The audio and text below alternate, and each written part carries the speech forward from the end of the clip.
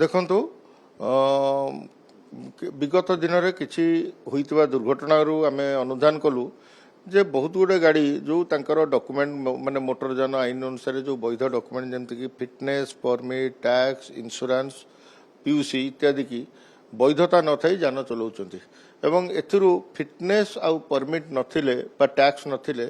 ଆପଣଙ୍କର ଯଦି ଦୁର୍ଘଟଣାଗ୍ରସ୍ତ ହୁଏ ତାହେଲେ ତାକୁ କ୍ଲେମ୍ ମଧ୍ୟ ମିଳେ ନାହିଁ। ତେଣୁ ଆମେ ଦେଖିଲୁ ଯେ ଦୁର୍ଘଟଣାଗ୍ରସ୍ତ ହୋଇଥିବା ଏଇଭଳିଆ କେସ୍ରେ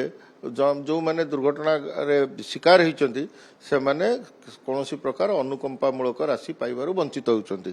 ତାଙ୍କର ଜୀବନହାନି ଘଟିଥିଲେ ବି ବଞ୍ଚିତ ହେଉଛନ୍ତି। ତେଣୁ ଆଇନର ବ୍ୟବସ୍ଥା ଅନୁସାରେ ଯେ ଯଦି ଫିଟନେସ୍ ପରମିଟ୍ ନାହିଁ ଆପଣ ଯାନ ଚଲେଇ ପାରିବେ ନାହିଁ,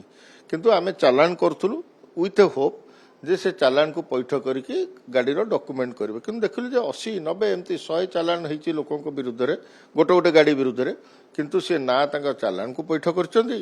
ନା ତାଙ୍କ ଯାନର ବୈଧ ଫିଟନେସ୍ ପ୍ରମାଣପତ୍ର ହାସଲ କରିଛନ୍ତି। ତେଣୁ ଏହିସବୁ ଦୃଷ୍ଟିରେ ରଖିକି ଆଇନ କି କଡ଼ାକଡ଼ି ଭାବେ ପାଳନ କରିବା ନିମନ୍ତେ ଏବଂ ରୋଡ୍ ସେଫ୍ଟିର ବୃହତ୍ତର ଉଦ୍ଦେଶ୍ୟକୁ ସାଧନ କରିବା ନିମନ୍ତେ ଆମେ ଆରଟିଓ ମାନଙ୍କୁ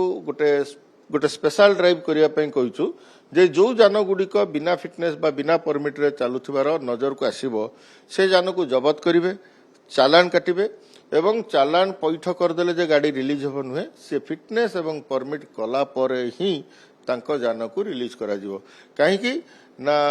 ମାନ୍ୟବର ସର୍ବୋଚ୍ଚ ଅଦାଲତ ମଧ୍ୟ ଏଥିରେ ସ୍ପଷ୍ଟ ନିର୍ଦ୍ଦେଶ ଦେଇଛନ୍ତି ଯେ ଚାଲାଣ କାଟିଦେଲେ ବିଭାଗର ଦାୟିତ୍ୱ ସରିନି, ଯେପର୍ଯ୍ୟନ୍ତ ଅଫେନ୍ସଟା ଯେପର୍ଯ୍ୟନ୍ତ ସେ ଡକୁମେଣ୍ଟଟି ବୈଧତା ହେଇନାହିଁ ସେ ପର୍ଯ୍ୟନ୍ତ ଦାୟିତ୍ୱ ରହିଛି। ତେଣୁ ଅଫେନ୍ସ ସହିତ ତେଣୁ ଆମେ ସମସ୍ତ ନିର୍ଦ୍ଦେଶନାମାକୁ ମାନେ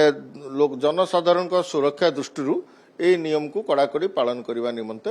ଆମର ଆରଟିଓ ମାନଙ୍କୁ ନିର୍ଦ୍ଦେଶନାମା ଦିଆଯାଇଛି।